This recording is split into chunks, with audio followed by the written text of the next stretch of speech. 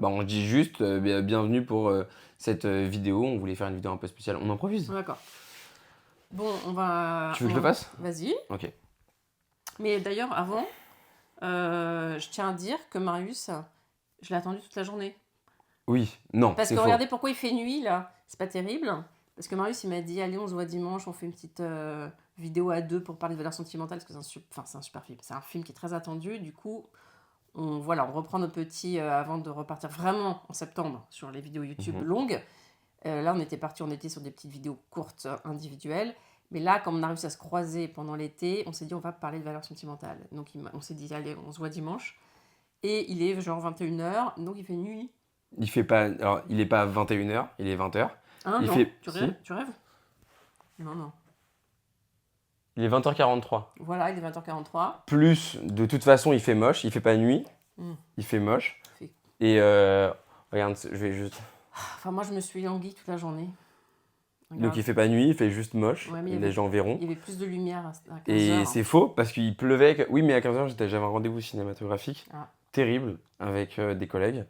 On allait voir le film Souviens-toi l'été dernier, que je ne recommande pas, mais au moment où sortira la vidéo, il sera peut-être plus en salle, donc vous risquerez pas d'y aller.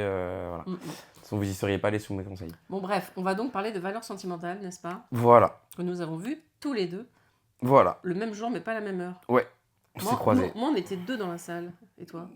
5. Ah ouais. Ouais. 5 ou 6, un truc comme ça. Nous, il y avait un petit peu de monde. J'espérais qu'on soit moins nombreux, mais. Ouais. Voilà. Donc, Valeurs sentimentales, qui est donc le nouveau long métrage de Joachim Trier, un cinéaste suédo-norvégien. Et donc qui s'est fait largement connaître pour un film que j'avais vu à l'époque sur Mubi qui s'appelle Oslo 31 août.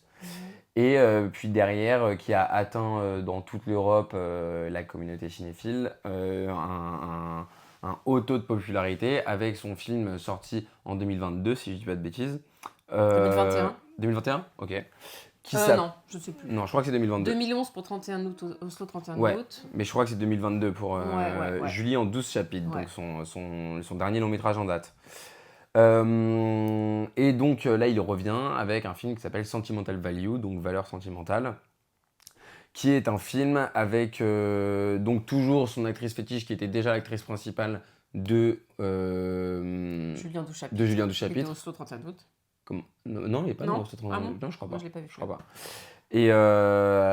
Et voilà, et qui est une actrice qui s'était déjà fait connaître cette année avec un excellent film aussi, un huis clos dans une école qui était magnifique, qui s'appelle Armand. Ça, c'est le titre original. J'essaierai de retrouver la traduction française. En tout cas, le film s'appelait Armand.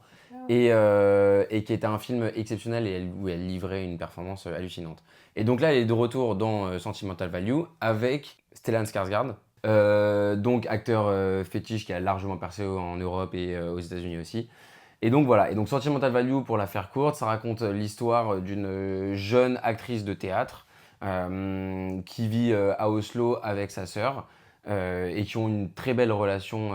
Elles vivent pas ensemble. Hein. Non, elles vivent à Oslo toutes les deux. Sa sœur est mariée, ouais, a sa sœur un est enfant, mariée. elle est célibataire, elle vit dans son appart. Bon, Elles sont proches. je peux raconter ou pas? Vas-y, merci. Raconte bien. Donc, 2 femmes qui sont 2 sœurs et qui vivent à Oslo. Et leur père refait un peu irruption dans leur vie. Et la mère vient de mourir.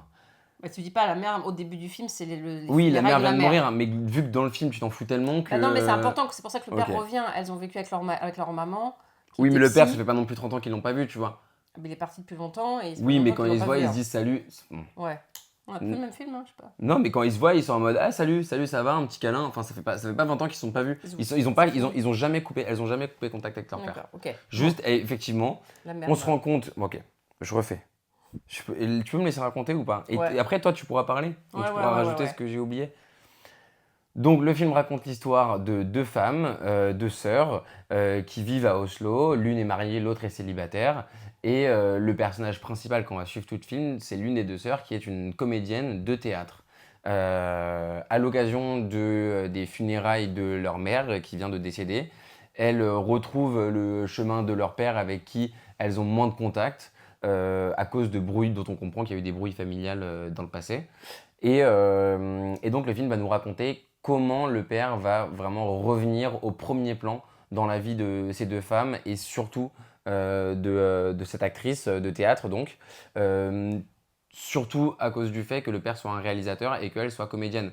Et donc en fait le père revient avec, donc pour les funérailles de la mère, mais aussi avec une proposition de scénario et il souhaiterait que sa fille joue le personnage principal. Sauf qu'à cause des brouilles, la fille refuse au premier abord et ensuite ça va être, ils vont développer en fait cette nouvelle relation qui va se nouer entre les deux.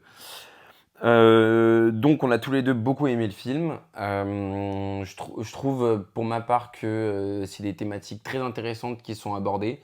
J'aime beaucoup cette idée de dire que donc on comprend, en tout cas vu qu'on est mis dans le point de vue de la fille, on comprend que le père a été un mauvais père, en tout cas qu'il y a eu des manquements dans l'éducation qu'il a donnée à leur fille et que ces filles-là leur reprochent. Ce que j'ai trouvé aussi intéressant, c'est qu'il y a vraiment une différence entre la manière dont vont l'aborder les deux. C'est-à-dire que les deux reprochent la même chose à leur père. Les deux sont extrêmement fusionnelles ensemble et elles vont pas tellement se le reprocher l'une à l'autre, mais on comprend qu'elles ont un rapport très différent à leur père. La plus jeune, elle est beaucoup moins dans la confrontation. Elle reconnaît tous les manquements qu'il y a eu, mais elle va être beaucoup moins rancunière et elle va pas vouloir lui rentrer dedans. Elle va lui en vouloir, mais de son côté en gros. Là où la deuxième lui en veut vraiment et a envie de lui faire sentir, et a envie de lui dire, et a envie de lui expliquer, et a envie en tout cas qu'il comprenne qu'est-ce qui a péché dans l'éducation qu'il leur a donnée. Moi, Euh, je t'interromps 2 secondes parce que le problème, c'est pas une question d'éducation qu'il leur a donnée, c'est une question que à la séparation des parents, le père est parti et qu'il a quasiment abandonné c'est ça dont elle souffre et c'est ça elle leur reproche. Il les a quasiment abandonnés. Il a refait sa vie et il a donné plus vraiment, il les a vus de loin. Alors que, par exemple, la plus jeune a été enfant comédienne d'un de ses films. mhm. Peut-être aussi pour ça qu'elle a une relation différente. Je pense qu'ils ont. L'aînée, tu sens qu'elle est beaucoup plus en souffrance, alors que c'est vrai que la deuxième, euh, elle est moins.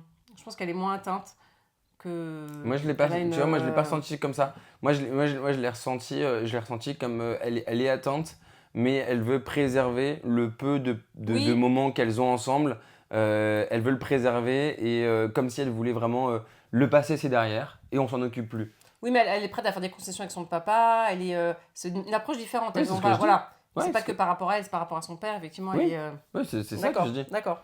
Elle dit voilà, maintenant c'est derrière. De toute façon, ma soeur et moi, on sait ce qu'on lui reproche et tout. Maintenant, Voilà, on va on est pas adultes changer. et il y a de nouvelles relations qui vont se créer. On va essayer de préserver ces moments-là et de les embrasser et sans forcément. Là où l'autre n'y arrive pas du tout. Non, il n'y Elle fait arrive un pas. blocage en fait. Ouais. Euh, et là où, alors moi, j'avais pas forcément saisi, peut-être à cause d'inattention, mais j'avais pas forcément saisi le fait qu'il était vraiment parti à la Si, séparation. si, si. Moi, j'y ai vu, et je pense que d'ailleurs, c'est pas du tout incompatible, mais il y a aussi quelque chose de. Il a donné beaucoup de sa vie à son métier, cet homme. Ouais, non. Euh, Oui, mais puis il est assez Aussi. égocentrique, en Bien plus. sûr, bah justement, Mais il est surtout ça va parti loin, ensemble. même. Hein. Il est Ouais, parti, oui, il les a abandonnés, en fait. ok. Ouais. Bon, en tout cas, il y a aussi cet aspect-là à côté, qu'il a beaucoup donné pour son métier. Ce qui fait aussi d'ailleurs qu'il revient, et on aura du coup l'occasion d'en rediscuter, même si on a déjà un petit peu discuté avant de tourner la vidéo quand on sortait du film. Mais il y a aussi cet aspect où lui revient comme une fleur, Oui, un peu avec un oui, scénario. un peu en conquérant, Ouais, toujours. voilà. Et j'arrive et en gros, tiens, C'est ça qu'elle j'ai ce supporte. scénario à te proposer, etc. Et elle dit, mais on est où? Enfin, C'est même pas j'ai à te proposer, je veux que tu tentes dedans. En fait, il a une manière d'imposer les choses. Toujours. Oui, non, non, oui, Il enfin a. oui, il arrive, il dit j'aimerais que tu lises ce Ouais, scénario, ouais. Il est. c'est pas tu vas jouer dedans, il lui propose. Mais le problème c'est qu'il lui propose comme si tout avait été normal depuis le Oui, départ. oui, oui, oui. Or, c'est pas le cas, elle dit attends, stop. Et donc en fait, elle veut même pas le lire ce scénario. C'est pas une histoire de Ouais, ce oui, elle est film. trop en colère. Elle Ouais, dit ouais. non, tu ne reviens pas comme ça. Mm. Et, euh, et qu'est-ce que j'allais dire? Et oui, ce qui rejoint encore le fait de aussi le fait de lui, il donne. Et moi c'est aussi ce truc-là que j'ai trouvé intéressant parce que je vous dirai après, il y a des choses que j'aime moins dans le film, mais ce truc-là, je l'ai trouvé intéressant, le truc de je donne vraiment tout à mon art et je donne tout à mon métier, et jusqu'à ne juste pas me rendre compte, parce qu'on en avait parlé, tu m'avais dit, c'est pas un homme méchant, et je suis d'accord, c'est pas un homme méchant, il ne se rend pas compte Mhm. de ce qu'il y a autour de lui. Et lui, il écrit un film, etc. Et il veut que sa fille joue dedans parce qu'il a écrit le scénario pour elle. Donc c'est même pas opportuniste ou je sais pas quoi. Il a écrit le scénario pour elle. Donc c'est un vrai désir de réalisateur d'avoir tel artiste dans son film, telle comédienne dans son film. Et il se rend pas compte en fait que c'est Il est qu'il y a des... profondément égoïste, cet homme. Quoi, oui, c'est ça. Ouais. En fait, il est profondément égoïste. Il se rend pas compte du tort qu'il a fait, du mal qu'il a fait. Ouais. Et voilà.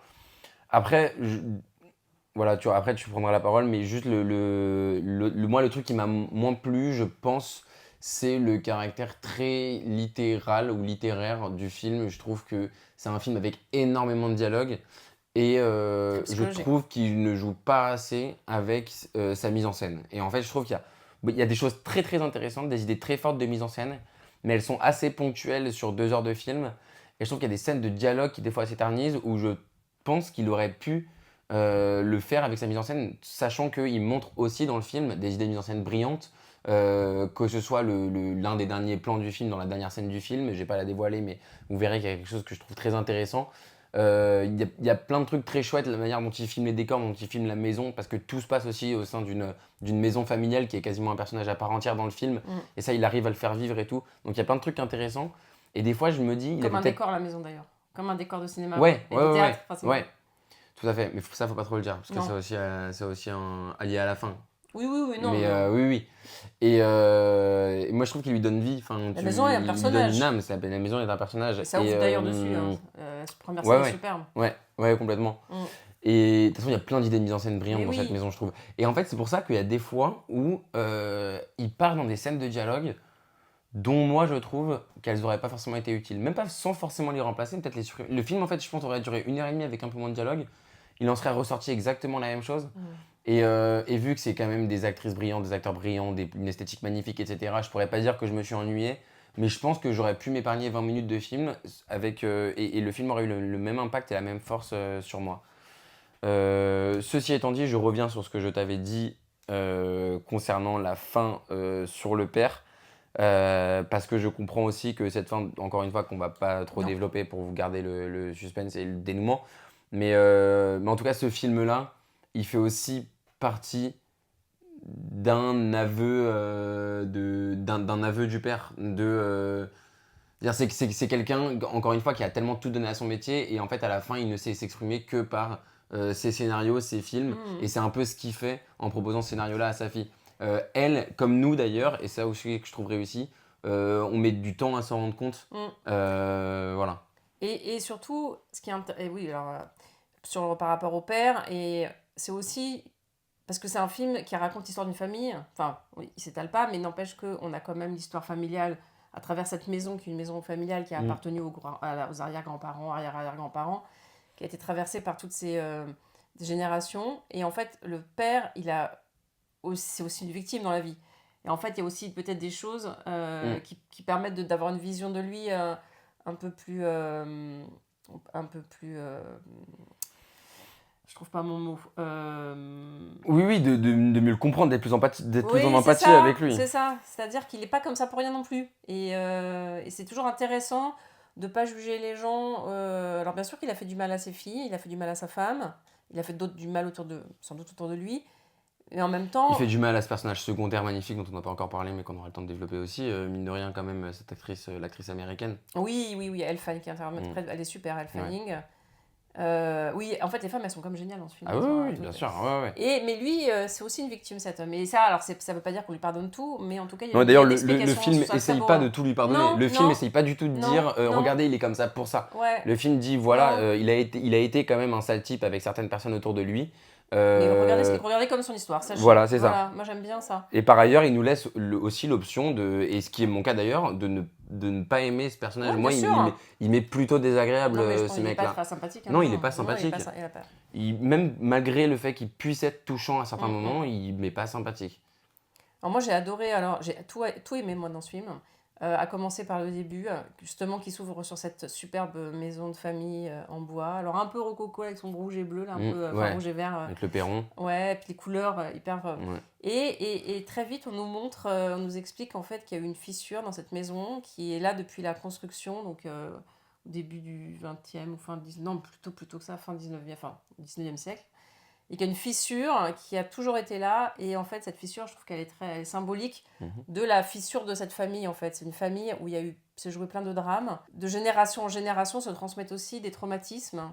Et c'est beaucoup un film là-dessus aussi, sur ce qu'on hérite en termes de traumatisme de ses ancêtres. Voilà, en plus, la mère des 2 jeunes femmes est morte, mais elle était psy. Il y a des secrets qui passent par c'est une belle idée aussi, par un poil. En fait, les petites filles écoutaient ce qui se passait en bas dans les séances de psy de leur mère par ce poil. Après, j'ai adoré, moi, j'ai trouvé ça, la lumière, c'est un truc auquel je suis pas trop sensible d'habitude, je fais pas très attention à ça, mais là, le film, je trouve qu'il y a une lumière qui est super belle. Je trouve que les intérieurs, en général, sont très bien filmés, très beaux, comme beaucoup de pays scandinaves, mais en même temps, toujours très en accord avec les habitants. Par exemple, chez la petite sœur, qui est plutôt heureuse en couple, en famille, c'est comme un intérieur hyper chaleureux. L'héroïne, en revanche, qui est du mal à se trouver une place, qui est pas très bien qui est pas bien dans sa peau, elle a un intérieur beaucoup plus épuré, on sent qu'elle l'a pas investi. La maison familiale, elle est superbe, elle est hyper bien décorée, elle est chaleureuse, elle est remplie d'objets. Et en même temps, il y a cette fissure, voilà, qui raconte qu'il y a quelque chose qu'elle n'allait pas dans cette famille.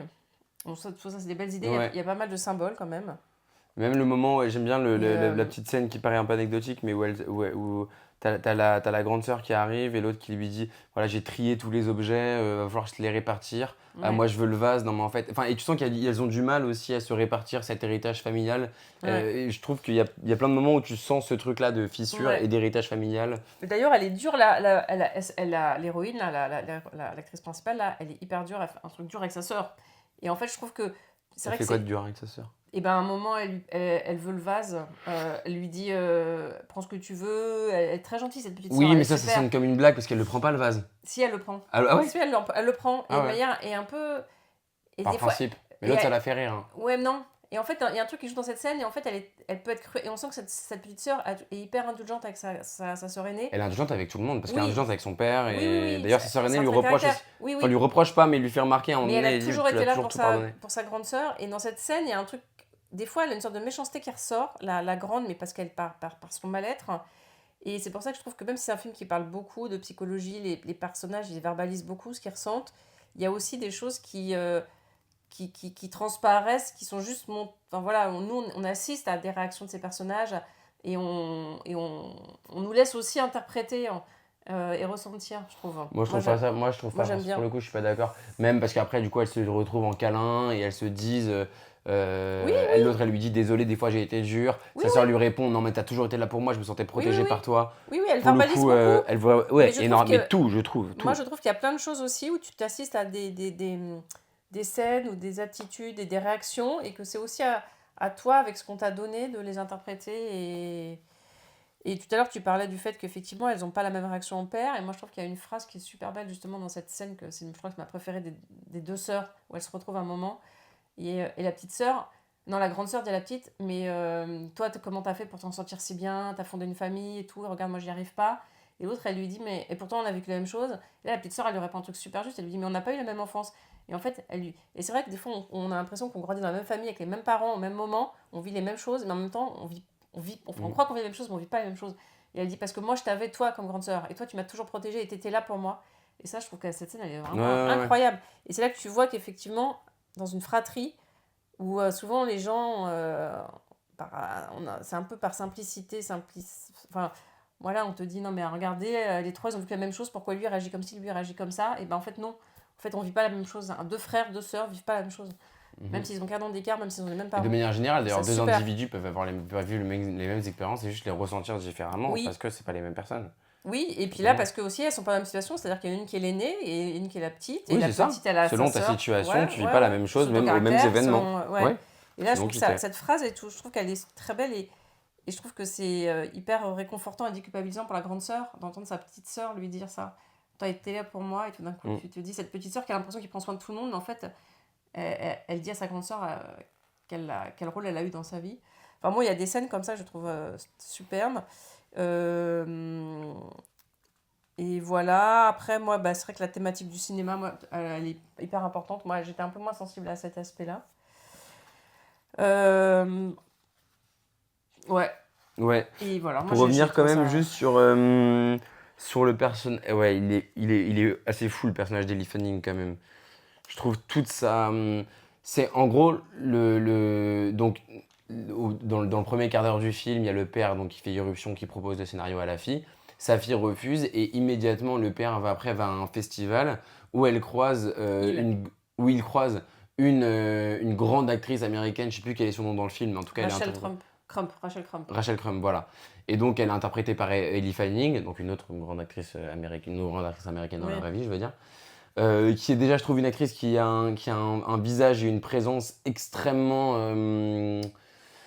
Je trouve elle dégage énormément de choses. Ah Je ouais. trouve que c'est une actrice, en plus de bien jouer, d'être juste, en fait, elle a pour elle aussi le fait d'avoir. Je connais mal sa carrière, etc., ou sa vie, mais en tout cas, je trouve qu'elle trimballe plein de choses et son visage, il est chargé d'émotions en permanence, pas forcément comment elle le joue. Et ça, c'est un personnage qui est assez dingue. L'actrice qui va vers le réalisateur en disant, parce que du coup, elle se croise à ce festival-là, l'actrice va vers le réalisateur en lui disant, ton film m'a bouleversé, etc. Et lui dit, bon, bah, vu que ma fille veut pas jouer dans le film, enfin, il se dit, vu que ma fille veut pas jouer dans le film, je vais faire jouer ce personnage, je vais lui proposer le rôle. Et donc, ils commencent à bosser ensemble, en parallèle de l'histoire de la fille. Et on va pas vous le dire, mais comment se développe cette relation entre les deux individus et comment leur relation de travail évolue. Je trouve que déjà, c'est extrêmement. Ça représente extrêmement bien ce que c'est le travail entre un metteur en scène ou une metteuse en scène et son acteur ou actrice. Euh, on passe par toutes les phases de création. Il y a vraiment une création à deux qui se fait. Et en fait, leur relation croisée, professionnelle et personnelle, je la trouve hyper touchante. Toujours avec des choses dures qui sont dites ou qui sont faites, des événements pas forcément évidents, mais je trouve ça très très fort. Et en plus, la scène où ils se rencontrent vraiment, c'est pendant la nuit après qu'ils aient fait la fête au festival, comme c'est souvent le cas dans le monde du cinéma, dans les festivals de cinéma. Et tu parlais de la lumière, notamment en intérieur, mais là, en termes de lumière Mm. extérieure, cette scène sur la plage où ils finissent avec leur bouteille de champagne, etc., elle Mm. est esthétiquement magnifique, magnifique. Et cette connexion entre deux personnes qui ont quand même quoi, 20, 30 ans, 40 ans d'écart, Ouais, 40. elle est hyper belle. Et le dénouement est tout aussi beau. Moi, je trouve que c'est un film qui est hyper, très beau esthétiquement, toujours, par la lumière, par les décors, par les comédiennes, elles sont toutes belles hein, quand même, elles sont Mhm. toutes superbes. Tout le monde est bien habillé en ce film aussi. Mhm. Enfin, je sais pas, il y a un truc quand même un peu. Mais il y a une émotion tout le temps. Ouais, Et moi, Marius m'a conseillé de voir Julie en 12 chapitres, que je je lui ai n'avais. conseillé sans l'avoir vu. Ouais, mais Mais bon, t'as enfin, on me bien l'a fait. tellement conseillé que je me suis dit, Le soir même, en fait, je l'ai regardé parce qu'il est sur Netflix. Enfin, je sais pas s'il y est encore, mais là, il y s'il y a était. encore. Coup de bol. Et en fait, c'est fou. Alors, j'ai adoré aussi, mais vraiment, je pense que j'ai encore préféré Valeur. Je sais pas, franchement, les deux sont exceptionnels. Il y a tellement de points communs. C'est vrai que les voir à quelques heures d'intervalle, il y a la même comédienne. Il y a l'histoire d'une femme qui a un rapport compliqué au père, pareil, un père fuyant qui est parti, etc. Et elle est adulte, elle est encore en quête d'amour. Là, c'est un personnage féminin qui se cherche, enfin voilà, qui fait des études de plein de trucs, qui arrive jamais, qui arrive pas, qui est instable aussi avec les hommes, qui arrive pas à s'attacher à quelqu'un, qui arrive pas à nouer une relation. Et puis avec une voix off aussi, il y a une voix off hein, qui est. Dans Valeur sentimentale. Oui, quand il parle de la maison par exemple, il y a souvent une Ah voix ouais. off qui prend le relais comme ça. Et c'est le cas aussi dans Julien 12 chapitres. Et, euh, et dans les deux films, je trouve que ça, plus le film avance, au début, ça peut ressembler à presque à une sitcom, tellement tout est beau, tout est. Et plus ça va, plus on va dans le noir et dans le sombre. Et à chaque fois, il y a un sursaut à la fin. On a l'impression que la vie reprend quand même ses droits. Et voilà, c'est pas des films plombants parce que ça.